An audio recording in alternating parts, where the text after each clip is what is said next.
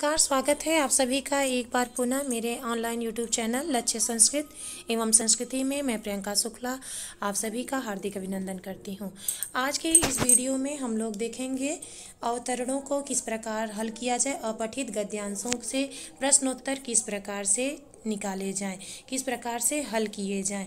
तो इसके पहले हमने 2 अनुच्छेदों को हल किया था। आज के इस वीडियो में हम अनुच्छेद संख्या 3 से लेके अनुच्छेद संख्या 7 तक को हल करेंगे। कुल 5 अपठित गद्यांशों को आज इस वीडियो के माध्यम से हम हल करेंगे। अपठित गद्यांशों को हल करने के लिए सबसे पहले हमें उन्हें एक सरसरी निगाह से देख लेना चाहिए और जो शब्द थोड़े से कठिन हो, जिनका अर्थ जानना हो, उसको पहले देख लेना चाहिए। संस्कृत वाले जितने छात्र हैं उनके अपठित गद्यांशों के प्रश्नोत्तर जल्दी गलत नहीं होते, क्योंकि उनको अनुवाद के माध्यम से ही पढ़ना लिखना शुरू से सिखाया गया रहता है। तो वह प्रश्नों के उत्तर अधिक अच्छे से निकाल लेते हैं, क्योंकि शब्दों के कोई भी अर्थ उनसे लगभग छिपे नहीं रहते हैं। पर्यायवाची, अनेकार्थी शब्द, विलोम इत्यादि उनका बहुत अच्छे से तैयार रहता है। लेकिन जो अन्य विषयों के छात्र हैं, जैसे सामान्य ज्ञान और अन्य साइंस वगैरह के जो छात्र हैं, उनके लिए हिंदी जो है वह थोड़ी सी कठिन हो जाती है। इसलिए मैंने अपने इस चैनल पे लक्ष्य संस्कृत एवं संस्कृति पे अपठित गद्यांशों को भी हल करने का एक नया श्रृंखला शुरू किया है। और जो जीआईसी की मुख्य परीक्षा होगी उसमें जो 100 नंबर का हमारा व्याकरण का पोर्शन आएगा, उसमें जो है 50 नंबर का तो निबंध ही लिखने को आएगा और 50 नंबर के यह जो गद्यांश हैं और तत्सम, तद्भव, वर्तनी, शुद्धि, अनेकार्थी शब्द, इस प्रकार के प्रश्न आएंगे। तो लगभग मान के चलिए कि 10 नंबर के आपके यह अपठित गद्यांश भी रहेंगे और थोड़ी सी ही केवल मेहनत के द्वारा आप इसमें पूरे के पूरे अंक 10 के 10 अंक प्राप्त कर सकते हैं। तो जो गद्यांश हैं आप उनको अच्छे से पढ़िए, उसके बाद एक बार प्रश्नों को देख लीजिए, फिर से गद्यांश को देख करके उनसे क्वेश्चन से आंसर निकाल लीजिए। एक गद्यांश को पढ़ने में अधिकतम आपके 5 मिनट ही लगेंगे। एक बार आप लोग देख लीजिए। और तो आज के वीडियो का पहला अनुच्छेद अर्थात पहला अपठित गद्यांश हम लोग पढ़ रहे हैं। देखिए, भारतवर्ष पर प्रकृति की विशेष कृपा रही है। यहाँ सभी ऋतुएं अपने समय पर आती हैं और पर्याप्त काल तक ठहरती हैं। ऋतुएं अपने अनुसार फल फूलों का सृजन करती हैं और धूप और वर्षा के समान अधिकार के कारण यह धरती सस्य श्यामला हो जाती है। सस्य का अर्थ है अनाजों से हरी भरी हो जाती है। यहाँ का नागाधिराज हिमालय कवियों को सदा से प्रेरणा देता आ रहा है और यहाँ की नदियाँ मोक्षदायिनी समझी जाती हैं। जैसे मोक्षदायिनी का अर्थ होता है पवित्र नदियाँ समझी जाती हैं और नागाधिराज का अर्थ है पर्वतों का राजा हिमालय। हिमालय पर बहुत से कवियों ने अपनी लेखनी चलाई है। जैसे महाकवि कालिदास ने ही कुमार संभव नामक महाकाव्य का आरंभ ही हिमालय वर्णन से किया है। उसका प्रथम श्लोक ही अस्ति उत्तरस्याम दिशि देवात्मा हिमालय नागाधिराज से शुरू होता है कि भारतवर्ष के उत्तर दिशा में पर्वतों का राजा हिमालय स्थित है। तो इस प्रकार से बहुत से कवि लोगों ने हिमालय पर, नदियों पर अपनी लेखनी चलाई है। यहाँ कृत्रिम धूप और रोशनी की आवश्यकता नहीं पड़ती है, जैसा कि विदेश इत्यादि में कृत्रिम धूप, कृत्रिम वर्षा इत्यादि के द्वारा फसलें उगाई जाती हैं और चीज़ों के लिए होते हैं। तो भारतीय मनीषी जंगल में रहना पसंद करते हैं प्रकृति प्रेम के कारण ही। यहाँ के लोग पत्तों में खाना तक पसंद करते हैं। उनमें पानी देना एक धार्मिक कार्य समझते हैं। सूर्य और चंद्र दर्शन नित्य और नैमित्तिक कार्यों में शुभ माना जाता है। यहाँ पशु, पक्षी, लता, गुल्म और वृक्ष तपोवनों के जीवन का एक अंग बन गए थे। तो यहाँ तक हम लोगों ने पहला गद्यांश पढ़ लिया। गद्यांश मतलब गद्य अंश। गद्य का अर्थ होता है बोलने युक्त और पद्य का अर्थ होता है गाने युक्त। जो छंदों में बधा हो उसे पद्य बोलते हैं और जो केवल बोलने के लिए ही हो उसे गद्य बोलते हैं। तो यह गद्य जैसे किसी मुख्य निबंध इत्यादि का यह हिस्सा होगा, तो वहाँ से इसको लिया गया है। बहुत मूल्यवान चीज़ें ही बताई जाती हैं गद्यांशों इत्यादि के द्वारा, इसलिए हम लोगों को गद्यांश पद्यांश अवश्य हल करने चाहिए। इससे हमें बहुत अच्छी अच्छी बातें भी सीखने को मिलती हैं। परीक्षाओं की दृष्टि से तो ये सब चीज़ें इम्पॉर्टेंट हैं ही, महत्वपूर्ण हैं ही, लेकिन जीवन दर्शन के लिए भी हम अपना अगर 10-5 मिनट इन चीज़ों में दे देते हैं तो इससे हमारा कुछ नुकसान नहीं होगा, हमें कुछ ना कुछ अवश्य सीखने को ही मिलेगा। और यूपी टेट की परीक्षा हुई, सीटेट की परीक्षा हुई, टीजीटी, पीजीटी, जीआईसी मुख्य जो परीक्षा है, इसके अलावा भी बहुत सी परीक्षाएं हैं जिन सभी में हिंदी को अनिवार्य कर दिया गया है। चाहे 30 अंक का ही हिंदी हो या 10 अंक का ही हिंदी हो, लेकिन सभी लोगों को हिंदी पढ़ना चाहिए। वैसे भी हमारी मातृभाषा भी हिंदी है, इसलिए हमें हिंदी जानना चाहिए। उनके एक ही शब्द के कई अर्थ होते हैं, अनेकार्थी शब्द जिसे कहा जाता है, पर्यायवाची शब्द जिसे कहा जाता है, शब्दों के अर्थ अलग अलग हो जाते हैं। इसलिए हमें हिंदी के शब्दार्थ को, पर्यायवाची को, तत्सम तद्भव को, मुहावरों को, लोकोक्तियों को, इन सभी चीज़ों को पढ़ना चाहिए। और ये सभी चीज़ें हमें गद्यांश इत्यादि के माध्यम से भी आसानी से मिल जाती हैं। तो चलिए, हम लोगों ने गद्यांश को देख लिया है, अब जल्दी से प्रश्नों को कर लेते हैं। इसका पहला प्रश्न है कि भारतीय मनीषी जंगल में रहना क्यों पसंद करते थे। तो जैसा कि हम लोगों ने इस गद्यांश को पढ़ा, हमको पता चल गया है कि इसमें किस चीज़ के बारे में, मुख्य विषय क्या है, इसकी विशेष थीम क्या है। तो इसमें प्रकृति प्रेम के बारे में बताया है। हिमालय भी प्रकृति का अंग है, नदियाँ भी प्रकृति का अंग हैं, जो फल फसलें इत्यादि हैं सब प्रकृति के अंग हैं। तो यहाँ प्रकृति के बारे में बात की गई है। तो इसका प्रश्न का उत्तर डी सही होगा, इसलिए कि वे प्रकृति प्रेमी थे, इसलिए भारतीय मनीषी जंगल में रहना पसंद करते थे। ये सभी जो गद्यांश हैं वो बड़ी बड़ी परीक्षाओं में पूछे गए हैं, वहीं से मैंने इसे लिया है। इसके पहले भी जो 2 गद्यांश मैंने हल कराए हैं वह भी बहुत महत्वपूर्ण हैं और आप लोग इन्हें अवश्य देखें। इसीलिए यह चैनल, जबकि मेरा लक्ष्य संस्कृत एवं संस्कृति चैनल है, संस्कृत से मुख्य इसमें चीज़ें सिखाई जाती हैं, लेकिन हिंदी भी संस्कृत का ही एक हिस्सा है। हिंदी कहीं अलग से नहीं आई है, संस्कृत का ही एक रूपांतर है। जितने भी हिंदी में महाकाव्य, काव्य, नाटक, संस्मरण, रेखा चित्र इत्यादि हैं, वे सभी कहीं ना कहीं हिंदी से ही प्रभावित होकर के आए हैं। इसलिए हिंदी और संस्कृत को हम लोग अलग नहीं कर सकते। संस्कृत को हिंदी के माध्यम से पढ़ते हैं और हिंदी को संस्कृत के माध्यम से पढ़ते हैं, इसलिए दोनों को ही जानना आवश्यक है। तो पहला प्रश्न हम लोगों का हो गया। डी वाला उत्तर है, यूपी पीसीएस में यह परीक्षा प्री में पूछी गई थी।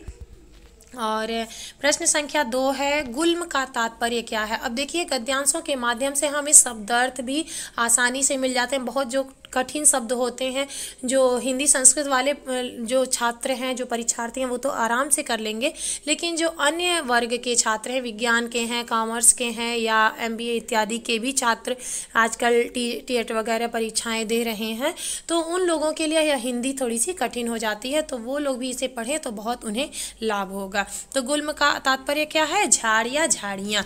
तो बी वाला विकल्प सही हो जाएगा। तीसरे का है प्रश्न, तीसरा प्रश्न है, उपर्युक्त गद्यांश निम्नलिखित में से किससे संबंधित है। जैसा कि मैंने पिछले ही वीडियो में बताया था कि अधिकांशतः कुछ लाइनें, कुछ पंक्तियां होती हैं रेखांकित हो जाती हैं, उनका भी कभी कभी कहा जाता है कि इन रेखांकित लाइनों का, पंक्तियों का अर्थ बताइए, तो वहाँ पे हमें बताना रहता है। और किसी शब्द का अर्थ पूछा जाता है, और फिर सारांश भी पूछा जाता है कि जो सारांश का नाम क्या होना चाहिए। उपर्युक्त जो सारांश हम लोगों ने पढ़ा, जो गद्यांश पढ़ा, उसका मेन जो है शीर्षक क्या हो सकता है। तो यहाँ पे वही चीज़ पूछा जा रहा है, उपर्युक्त गद्यांश निम्नलिखित में से किससे संबंधित है। तो प्रकृति प्रेम से संबंधित है। चौथा प्रश्न है, इस गद्यांश में सस्य श्यामला से क्या तात्पर्य है। तो सस्य मतलब होता है अनाज या फसल, श्यामला मतलब हरी भरी, तो हरी भरी फसलों वाली। तो इसका बी वाला विकल्प सही होगा। तो पहला जो यह गद्यांश है इसको हम लोगों ने हल कर लिया। अब दूसरा गद्यांश देखते हैं। अनुच्छेद संख्या 4 है, भाषा का प्रयोग 2 रूपों में किया जाता है। एक तो सामान्य, जिससे लोक में व्यवहार होता है, तथा दूसरा साहित्य रचना के लिए, जिसमें प्रायः अलंकारिक भाषा का प्रयोग किया जाता है। साहित्यिक रचना के लिए प्रयुक्त भाषा लोक भाषा का कार्य आते हुए भी उससे भिन्न होती है, क्योंकि इसमें कवि की कल्पना कम काम करती है तथा उसे परिमार्जित रूप में प्रस्तुत करती है। विद्वानों का अनुमान है कि जब से संसार में साहित्य का सृजन आरंभ हुआ तभी से अलंकारिक भाषा प्रयोग में लाई जा रही है। संसार का प्राचीनतम ग्रंथ ऋग्वेद तथा आदि महाकाव्य रामायण इस बात के प्रत्यक्ष उदाहरण हैं। जैसा कि मैंने वेद वाला जब चैप्टर पढ़ाया था अपने चैनल पे, तब भी मैंने बताया था कि जो संसार का, पूरे विश्व का जो सबसे प्राचीनतम लिखित ग्रंथ है वह ऋग्वेद है।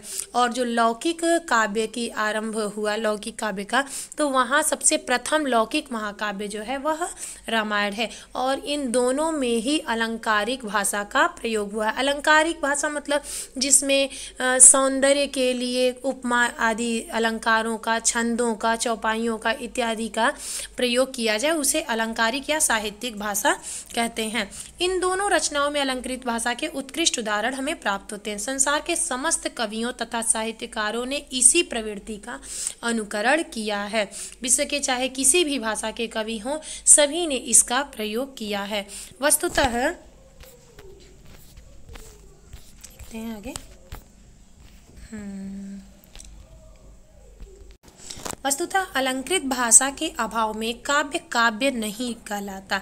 इस बात का समर्थन करते हुए भी कहा गया है कि अलंकार विहीन कविता विधवा के समान होती है। आचार्य भामह का भी कथन है कि जिस प्रकार किसी रमणी की सुंदरता अलंकारों के बिना पूर्ण नहीं होती, उसी प्रकार साहित्य भी आभूषणों के बिना शोभा नहीं प्राप्त करता। जैसे अलंकार जब हम लोग पढ़ रहे थे तो अलंकारों की परिभाषा में भी कहा गया है कि काव्य की शोभा बढ़ाने वाले धर्मों को अलंकार कहते हैं। काव्य शोभा करान धर्मान अलंकार प्रचक्षते। काव्य की शोभा बढ़ाने वाले, जिससे काव्य अच्छा लगने लगता है, रुचिकर लगने लगता है, उसके अंदर रस आ जाता है, उसमें हमारी आनंदानुभूति होने लगती है, तो इन सभी चीज़ों को अलंकार कहते हैं।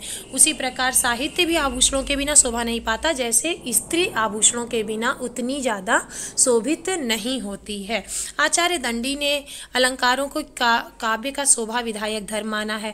आचार्य मम्मट और विश्वनाथ ने भी काव्य में अलंकार की महत्ता को स्वीकार करते हुए क्रमशः उन्हें सौंदर्य के उपकारक, अब क्रमशः बता दिया तो पहले मम्मट का होगा, उसके बाद विश्वनाथ का बताया जाएगा। मम्मट ने क्या कहा कि सौंदर्य के उपकारक, तथा विश्वनाथ ने कहा शब्दार्थ के शोभा अतिशायी धर्म कहा। शब्द और अर्थ, एक ही शब्द का कोई साधारण सा अर्थ होता है और कोई और उच्च अर्थ होता है। जैसे एक शब्द का कई अर्थ निकलता है, लेकिन उस पंक्ति में उस शब्द का क्या अर्थ हो रहा है, इसको बताना ही अलंकार होता है।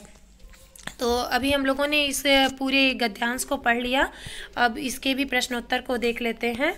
संसार के अधिकांश कवियों ने जिस भाषा विषयक प्रवृत्ति का अनुकरण किया है वह प्रवृत्ति है। तो वह प्रवृत्ति कैसी है? संसार के जो सभी कवियों ने जिस का अनुकरण किया है वह अलंकृत भाषा का प्रयोग किया है। सामान्य बोलचाल में नहीं, साहित्यिक जो काव्य, साहित्यिक भाषा जो होती है, जो काव्य के अंतर्गत जो लिखी जाती है, उसको अलंकृत भाषा कहते हैं, अलंकृत भाषा का प्रयोग। उसके बाद प्रश्न संख्या 2 है कि शब्दार्थ के शोभा अतिशायी धर्म अलंकार के समर्थक हैं। तो जो संस्कृत वाले छात्र हैं वो भामह कर सकते हैं, लेकिन तो यहाँ पे यह भी ध्यान देना चाहिए कि जो चीज़ हम अपने पूर्व ज्ञान पर यहाँ पे उत्तर नहीं दे सकते हैं। जैसे अगर हम जान भी रहे हो कि इसका उत्तर ये होगा, लेकिन वहाँ पे हम लोग गद्यांश को पढ़ करके ही हमको उसका उत्तर देना। यहाँ पे क्रमशः दे दिया है कि सौंदर्य के उपकारक किसने माना? मम्मट ने। अब विश्वनाथ ने क्या माना है? में शब्दार्थ के शोभा अतिशायी धर्म माना है। तो यहाँ प्रश्न पूछा है कि शब्दार्थ के शोभा अतिशायी धर्म अलंकार के समर्थक आचार्य कौन है? तो यहाँ कौन होंगे? विश्वनाथ। यहाँ पे देखिए गलत हो गया है, यहाँ पे जो दिया है वही सही है, विश्वनाथ ही हैं। क्योंकि मैंने पहले इसे संस्कृत के हिसाब से किया था तो अपने से ये भामह लग गया था, लेकिन तो जब मैंने इसे गद्यांश को अच्छे से देखा तो यहाँ पे पता चला कि हाँ, जो गद्यांश में है वही चीज़ यहाँ पे माना जाएगा, तो ये विश्वनाथ ही होंगे। यहाँ पे शोभा, शब्दार्थ के शोभा अतिशायी धर्म अलंकार के समर्थक आचार्य कौन है? तो यहाँ विश्वनाथ ही हैं। इसके बाद प्रश्न संख्या 3 है, साहित्यिक भाषा और लोक भाषा में एक प्रमुख अंतर है कि प्रथम कैसी होती है, जो साहित्यिक भाषा है वह परिमार्जित होती है और लोक भाषा जो है वह अपरिमार्जित होती है। परिमार्जित मतलब मार्जन मतलब होता है शुद्ध करना, मार्जनी मतलब झाड़ू होता है, तो झाड़ू से हम क्या करते हैं, घर को साफ करते हैं, शुद्ध करते हैं। तो मार्जित मतलब जो साफ की गई हो, जिसके अंदर अशुद्धियाँ ना हो, शब्द अर्थ सही हो, तत्सम तद्भव का ख्याल रखा गया हो, कहाँ कौन सा अलंकार होता है, कहाँ कौन सा छंद होता है, ये सभी चीज़ें जहाँ पे शुद्ध होती हैं, मानक भाषा होती है, उसे परिमार्जित कहते हैं। और जैसे हम बोल चाल में कुछ भी बोल देते हैं, कहीं भी किसी भी चीज़ को बोल देते हैं, वह हमारा प्रमाणित नहीं होता है, तो उसे अपरिमार्जित भाषा कहते हैं। तो तीसरे वाले का ए विकल्प सही हो जाएगा। प्रश्न संख्या 4 है, लोक व्यवहार की भाषा कैसी होती है? तो बोलचाल की सामान्य भाषा को लोक भाषा कहते हैं। तो दूसरा अनुच्छेद भी आज की वीडियो का हो गया। अब हम तीसरा अनुच्छेद देखते हैं। आज की वीडियो का तीसरा है, वैसे अनुच्छेद संख्या 5 है, इसको देख लेते हैं। आज तीसरी दुनिया के विकासशील देशों में देश की आधुनिकीकरण और विकास में रुचि रखने वाले व्यक्तियों के लिए भूमंडलीकरण एक मोहक शब्द है। अमेरिका तथा उसकी बिरादरी के एकाधिकारवादी बड़े पूंजीवादी देशों ने गरीबी से संघर्ष कर रहे विकासशील देशों के त्वरित विकास के लिए, त्वरित मतलब जल्दी विकास के लिए इसे एक कारगर और प्रभावी उपाय के रूप में प्रचारित किया है। विकास के प्रश्न को केवल अर्थशास्त्र की दृष्टि से देखने वाले इन बड़े राष्ट्रों का मानना है कि सकल राष्ट्रीय उत्पाद, जिसे हम जीडीपी कहते हैं, ग्रॉस डोमेस्टिक प्रोडक्ट, सकल राष्ट्रीय उत्पाद और राष्ट्रीय आय की वृद्धि में इसकी भूमिका चमत्कारिक है। भूमंडलीकरण मतलब क्या होता है? ग्लोबलाइजेशन, वैश्वीकरण जिसको कहा जाता है। तो इसको एक चमत्कारिक भूमिका इसको माना जा रहा है। इस अर्थ में भूमंडलीकरण आज विश्व में विकास का नया और आकर्षक नारा बन गया है। किसी देश की अर्थव्यवस्था को अन्य देश की अर्थव्यवस्था से संबद्ध कर उसे विश्वव्यापी बनाना, इसके लिए सभी वस्तुओं के आयात की खुली छूट, सीमा शुल्क में कमी, विदेशी पूंजी के मुक्त प्रवाह की अनुमति, सेवा क्षेत्र विशेषकर बैंकिंग, बीमा तथा जहाजरानी क्षेत्रों ने विदेशी पूंजी निवेश आदि उदार अर्थनीतियों को अपनाना आवश्यक है। आर्थिक उदारीकरण भूमंडलीकरण की आधारभूत शर्त है, जिसके बिना देश की अर्थव्यवस्था को विश्वव्यापी आयाम नहीं दिया जा सकता। उदारीकरण का अर्थ है देश के उद्योग, व्यापार, लघु उद्योग और निर्यात की उपेक्षा कर देश में विदेशी उद्योग व व्यापार स्थापित करने एवं आयात को बढ़ावा देने की उदारता बरतना। तो देखने में तो शब्द बड़े अच्छे लग रहे हैं, लेकिन जब इसका अर्थ समझा जाए तो हम यही जानते हैं कि यह उदारीकरण जो है वह बहुत अच्छा नहीं है, क्योंकि इसमें जो हमारे अपने जो देश हैं उनके जो उद्योग, व्यापार, लघु उद्योग इत्यादि है उनकी उपेक्षा किया जा रहा है और विदेशी उद्योग व्यापार को बढ़ाने की उदारता है उदारीकरण के अंतर्गत। तो हम इसका मतलब है कि विकसित देश जो हैं वह विकासशील देशों को नष्ट कर रहे हैं। एक विकसित देश आगे बढ़ते जा रहे हैं और जो छोटे छोटे लघु उद्योग हैं, जो छोटे छोटे देश हैं, उनको नष्ट किया जा रहा है, भूमंडलीकरण किया जा रहा है, वैश्वीकरण किया जा रहा है। इस प्रकार भूमंडलीकरण निर्यात की तुलना में आयात तथा स्वदेशी उद्योग धंधों की अपेक्षा विदेशी उद्योग धंधों को प्रोत्साहन देने की आधारभूत नीति को अपनाकर चलता है, जो किसी भी राष्ट्र के हित में नहीं है। विश्व के बड़े पूंजीवादी राष्ट्रों ने भूमंडलीकरण को विकासशील देशों के लिए एक अद्भुत वरदान माना है, गोया वह देशों के विकास के लिए अलादीन का चिराग हो। गोया मतलब मानो कि वह देशों के लिए विकास के लिए अलादीन का चिराग हो। जैसे बड़ी मछली छोटी छोटी मछलियों को खा जाती है, उसी प्रकार जो वैश्वीकरण भी है कि जो बड़े देश हैं, जो बड़े उद्योग धंधे हैं, वो छोटे छोटे उद्योग धंधों को नष्ट कर देंगे, अपने में मिला लेंगे और उनका कोई अस्तित्व नहीं रह जाएगा। तो आशा है कि आप लोगों को यह अनुच्छेद पढ़ने से ही समझ में आ गया होगा। अब इसके प्रश्न उत्तरों को देख लेते हैं। ठीक है, आगे देखते हैं। प्रश्न संख्या 1 है कि भूमंडलीकरण में, तो भूमंडलीकरण में क्या होता है, जब इसको हम पढ़े रहेंगे, अर्थ को समझे रहेंगे, तब हम प्रश्नों को कर लेंगे। जैसे मनोविज्ञान इत्यादि में भी प्रश्न पूछे जाते हैं तो बहुत से जो परीक्षार्थी हैं उनको प्रश्न समझ में ही नहीं आते हैं कि प्रश्न पूछे क्या जा रहे हैं। तो इसी तरह अब दे दिया कि भूमंडलीकरण में, तो भूमंडलीकरण में क्या होता है, पूरा प्रश्न यही है।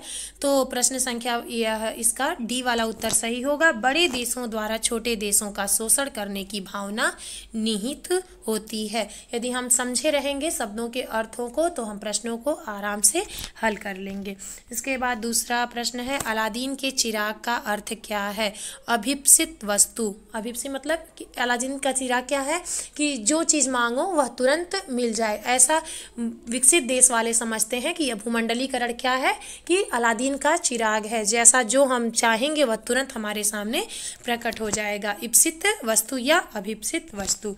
प्रश्न संख्या 3 है, इस गद्यांश का सर्वाधिक उपयुक्त शीर्षक निम्नलिखित में से क्या होना चाहिए। तो भूमंडलीकरण होना चाहिए, सी वाला विकल्प सही हो जाएगा। प्रश्न संख्या 4 है, भूमंडलीकरण से क्या होता है। प्रश्न केवल इतना ही दिया भूमंडलीकरण से, लेकिन आपको समझना होगा कि यह पूछ क्या रहा है कि भूमंडलीकरण से क्या होता है। तो प्रश्न संख्या इसका बी वाला उत्तर सही हो जाएगा। विदेशी उद्योग धंधों को प्रोत्साहन मिलता है, इसका बी विकल्प सही हो जाएगा। इस प्रकार हम लोगों ने 5वें अनुच्छेद को भी हल कर लिया। अब हम लोग 6वां अपठित गद्यांश को पढ़ने जा रहे हैं। अपठित गद्यांश का मतलब है कि जो हमारे पाठ्यक्रम के अंतर्गत नहीं है लेकिन मूल्यवान है, इस चीज़ों को हम लोगों को पढ़ना चाहिए। इससे बहुत अच्छे शब्द अर्थ मिल जाते हैं, तत्सम तद्भव मिल जाते हैं, मुहावरे लोकोक्ति इत्यादि मिल जाते हैं। अब जैसे अलादीन का चिराग, यह भी क्या है, एक प्रकार का मुहावरा ही है। तो बहुत ही अच्छे अच्छे शब्दावली मिल जाती है इसके द्वारा। अनुच्छेद संख्या 6 है, सीलयुक्त व्यवहार मनुष्य की प्रकृति और व्यक्तित्व को उद्घाटित करता है। सीलयुक्त मतलब आचरण युक्त, सील मतलब क्या होता है, सील सदाचार अच्छे विचार सील होते हैं। व्यवहार मनुष्य की प्रकृति और व्यक्तित्व को उद्घाटित करता है। उत्तम प्रशंसनीय और पवित्र आचरण ही सील है। सील क्या है, उत्तम और प्रशंसनीय, प्रशंसा करने योग्य जो पवित्र आचरण है उसी को सील कहते हैं। सील युक्त व्यवहार प्रत्येक व्यक्ति के लिए हितकर है। जो सील युक्त व्यवहार है, समझ में ही आ रहा है एकदम आसानी से आप लोगों को कि इससे मनुष्य की ख्याति बढ़ती है। ख्याति मतलब प्रसिद्धि। सीलवान व्यक्ति सबका हृदय जीत लेता है। सील युक्त व्यवहार से कटुता दूर भागती है। इससे शंका और संदेह की स्थितियां कभी उत्पन्न नहीं होती। इससे ऐसा सुखद वातावरण सृजित होता है जिससे सभी प्रसन्नता का अनुभव करते हैं। सीलवान व्यक्ति अपने संपर्क में आने वाले सभी लोगों को सुप्रभावित करता है। सुप्रभावित मतलब सु का जो सु क्या है, उपसर्ग है। सु का अर्थ ही अच्छा होता है, जैसे सुपुत्र, सुदृष्टि। कु का अर्थ होता है बुरा, कुपुत्र, कुदृष्टि इत्यादि। इसी प्रकार सुप्रभावित अच्छे से प्रभावित करता है। सील इतना प्रभुत्वपूर्ण होता है कि किसी कार्य के बिगड़ने की नौबत नहीं आती है। अधिकारी, अधीनस्थ, शिक्षक, शिक्षार्थी, छोटे बड़े आदि सभी के लिए सील युक्त व्यवहार समान रूप से आवश्यक है। शिक्षार्थी में सील का अभाव है तो वह अपने शिक्षक से वांछित शिक्षा कभी प्राप्त नहीं कर सकता। सीलवान अधिकारी या कर्मचारी में आत्मविश्वास की वृद्धि स्वतः ही होने लगती है और साथ ही साथ उसके व्यक्तित्व में शालीनता आ जाती है। इस अमूल्य गुण की उपस्थिति में अधिकारी वर्ग और अधीनस्थ कर्मचारियों के बीच, शिक्षकगण और विद्यार्थियों के बीच, शासक और शासित के बीच मधुर एवं प्रगाढ़ संबंध स्थापित होते हैं। प्रत्येक वर्ग की कार्यकुशलता में वृद्धि होती है। इस गुण के माध्यम से छोटे से छोटा व्यक्ति बड़ों की सहानुभूति अर्जित कर लेता है। सील कोई दुर्लभ और दैविक गुण नहीं है, इस गुण को अर्जित किया जा सकता है। पारिवारिक संस्कार इस गुण को विकसित और विस्तारित करने में बड़ी भूमिका अदा करते हैं। जो नैतिक शिक्षा है, जो मूल्य शिक्षा की आवश्यकता इस समय महसूस की जा रही है, वह क्या है, उससे सील का ही निर्माण होगा। उससे हमारे जो आपसी झगड़े होते हैं, ऊंचे नीचे, बड़े छोटे, शिक्षक और जो विद्यार्थी होते हैं, इन सभी के बीच, और जो कर्मचारी है और जो काम करने वाला है, कामगार है, उनके बीच किसी प्रकार का झगड़ा नहीं होता है। सब अपने अपने कार्यों को यदि अच्छे से कर रहे हैं, सदाचार से कर रहे हैं, बुरे आचरण का प्रयोग नहीं कर रहे हैं, तो अपने आप किसी प्रकार का मतभेद या किसी प्रकार का झगड़ा नहीं होगा। तो इसीलिए मूल्य शिक्षा, जो जैसे कि शिवाजी को उनकी माता ने बहुत अच्छी अच्छी कहानियाँ सुनाई और उसके द्वारा उन्होंने बहुत कार्य किए हैं, तो इसी तरह से मूल्य वाली शिक्षा जो होती है वह शील को उत्पन्न करती है। मूल्य वाली शिक्षा मतलब नैतिक शिक्षा जो होती है, मोरल साइंस जो होता है, उसी को कहते हैं। मूल भूमिका तो व्यक्ति स्वयं अदा करता है। लोग तो इसमें गुणों को विकसित करते ही हैं, लेकिन व्यक्ति इसमें मूल भूमिका स्वयं करता है। चिंतन, मनन, सत्संगति। चिंतन मतलब अच्छी बातों का चिंतन, मनन मन में उसको लाना, सत्संगति अच्छों की संगति करना, स्वाध्याय करना, सतत अभ्यास, लगातार अभ्यास से इस गुण की सुरक्षा और इसका विकास होता है। सुसंस्कृत व्यक्ति, संस्कृत सब्जेक्ट ही ऐसा है, संस्कृत विषय ही ऐसा है। सुसंस्कृत मनुष्य के चरित्र का यह शील अभिन्न अंग है। एक अच्छे, सुसंस्कृत मतलब अच्छे, संस्कृत कार्य करने वाला, कृत मतलब करने वाला, अच्छे मतलब सम मतलब अच्छा, अच्छे कार्य करने वाला व्यक्ति जो है वह इस प्रकार के चरित्र का निर्माण करता है, और यह शील अभिन्न अंग है ऐसे व्यक्ति का। यह गुण मनुष्य को सच्चे अर्थों में मानव बनाता है। मनु की संतानें भी मानव ही कही जाती हैं, यह भी संस्कृत से ही उत्पन्न शब्द है। इस अमूल्य गुण को अपने जीवन का अभिन्न अंग बनाना प्रत्येक मनुष्य का परम कर्तव्य है। इससे मनुष्य की गरिमा बढ़ती है और उसमें उसके व्यक्तित्व में चार चांद लग जाते हैं। तो आप लोगों ने इस पूरे पैराग्राफ को पढ़ लिया होगा, पूरे जो अनुच्छेद है। अब इसमें से हम लोग प्रश्नोत्तर को देखते हैं। शील गुण के कारण अधिकारी और कर्मचारियों में तो क्या होता है, मधुर एवं प्रगाढ़ संबंध स्थापित होता है। अब अन्य विकल्प तो हो ही नहीं सकता है, क्योंकि हम लोगों ने पढ़ लिया, कटुता, वैमनस्य इत्यादि नहीं हो सकता, संदेह बढ़ता, स्नेह घटने लगता, ये सब हो नहीं सकता। मधुर एवं प्रगाढ़ संबंध स्थापित होता है, पहला वाला विकल्प ही सही हो जाएगा। प्रश्न संख्या 2 है, शील गुण किस प्रकार अर्जित किया जा सकता है? तो किस प्रकार से? स्वयं के चिंतन, मनन, सत्संगति एवं सतत अभ्यास से अर्जित किया जा सकता है।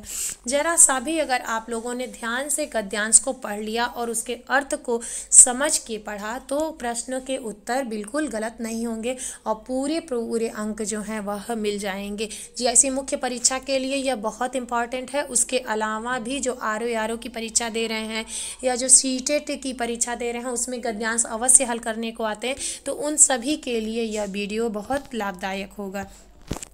प्रश्न संख्या 3 है, शीलयुक्त व्यवहार प्रत्येक व्यक्ति के लिए हितकर है, क्योंकि इससे क्या होता है, कटुता दूर होती है। अब संपत्ति तो नहीं मिल जाएगी और दीर्घायु भी नहीं प्राप्त हो जाएगी, पुण्य भी नहीं प्राप्त होगा, लेकिन कटुता अवश्य दूर होगी, तो बी वाला विकल्प सही हो जाएगा।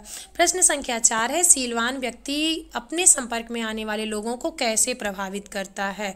तो कैसे प्रभावित करता है? सुखद वातावरण के सृजन द्वारा प्रभावित करता है।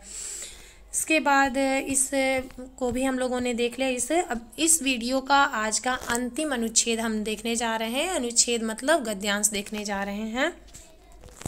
मनुष्य की समस्याएं 2 प्रकार की होती हैं। एक समस्या शरीर की है, जिसका समाधान रोटी और वस्त्र तथा अन्य अति भौतिक आदि भौतिक सुविधाएं मानी जा सकती हैं, किंतु जब सब प्रकार से सुखी मनुष्य भी दुख, दौमनस्य, रोग, शोक, जरा और मरण का शिकार होता है, इस समस्या का समाधान न तो रोटी, न वस्त्र और न मोटर और महल हो सकते हैं।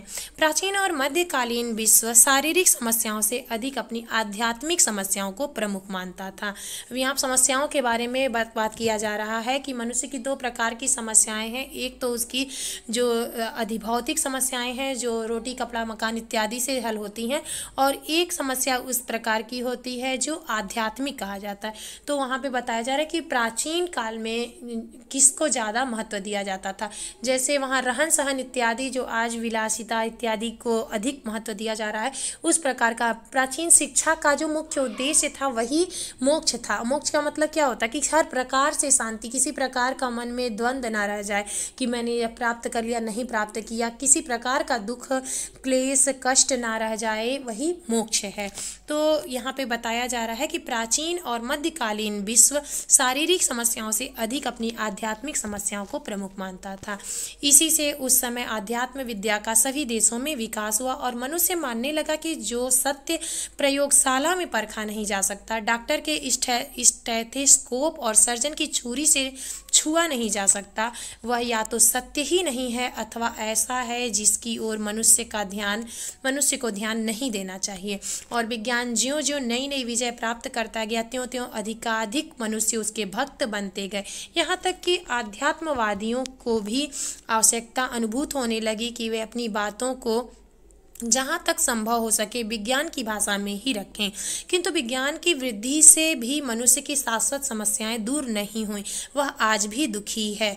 जैसा कि हम लोग जब प्रसन्नता सूचकांक के आजकल जनरल नॉलेज की जितनी परीक्षाएं हो रही हैं अवश्य पूछा जा रहा है, तो हमारा जो भारत है वह भी देखिए कि कितना पिछड़ गया है दुख में, कितना। तो हम बात कर रहे हैं कि आज भी इतनी आवश्यकताएँ पूरी होने के बाद विज्ञान इतना अधिक चरम पर पहुँच जाने के बाद भी मनुष्य के दुख को पूरी तरह से दूर नहीं कर सका है। मनुष्य आज भी दुखी है और पहले से भी ज़्यादा दुखी है। वह आज भी रोग शोक जरा और मरण का शिकार होता है तथा सबसे बड़ी बात तो यह है कि पहले जिन सुखों की लोग कल्पना भी नहीं कर सकते थे, उन सुखों के सैल पर बैठा हुआ मनुष्य भी चंचल और विषण मतलब दुखी और अशांत है तथा उतना अशांत है जितना पहले के युग में शायद ही कोई रहा हो। अतएव चिंतकों पर यह प्रतिक्रिया हुई कि मनुष्य की समस्याओं का समाधान विज्ञान भी नहीं है, क्योंकि विज्ञान से शरीर चाहे जितना सुखी हो जाए आंतरिक संतोष में वृद्धि नहीं होती है, उल्टे दिनों दिन उसकी मात्रा घटती जा रही है। जैसे हम देख रहे हैं कि जितने आविष्कार हो रहे हैं वह तत्कालिक तो हमको लाभ पहुंचा रहे हैं, लेकिन दूरगामी वह हमारे दुख के ही कारण होंगे। तो शायद हम लोग समझ लिए होंगे अनुच्छेद को। मुझे जितना समझ में आया मैंने आप लोगों के साथ इसको समझाया, समझने का प्रयास किया। और चलिए अब इसको प्रश्न को देख लेते हैं। पहला प्रश्न है, प्राचीन और मध्यकालीन विश्व के जीवन की विषय में चिंतन की दृष्टि क्या थी? तो इसका उत्तर बी वाला विकल्प सही है। वह शारीरिक समस्याओं से अधिक आध्यात्मिक समस्याओं को प्रमुख मानता था। प्राचीन और मध्यकालीन और आधुनिक काल के जो जीवन स्तर है, जीवन का सोचने का नज़रिया है, उसमें विभिन्नता जिस प्रकार की है उसी के बारे में इस गद्यांश में बात की गई है। तो यहाँ पे दोनों की दृष्टि के बारे में बताया जा रहा है कि प्राचीन और मध्यकालीन विश्व की जीवन के विषय में चिंतन की दृष्टि यह थी कि वह शारीरिक समस्याओं की से अधिक आध्यात्मिक समस्याओं को प्रमुख मानता था। प्रश्न संख्या 2 है, विज्ञान का सत्य किस पर आधारित है? तो प्रयोगशाला में परीक्षण के आधार पर आधारित है। इसका सी वाला विकल्प सही हो जाएगा। प्रश्न संख्या 3 है, विज्ञान की सीमा क्या है? तो विज्ञान की सीमा यह है कि वह पूर्ण और आत्मिक संतोष प्रदान नहीं कर पाता है। वह अन्य कुछ तात्कालिक सुखों को तो प्रदान कर सकता है, किंतु वह आत्मिक संतोष प्रदान नहीं कर पाता है। यही उसकी सीमा है, लिमिटेशन है इसकी।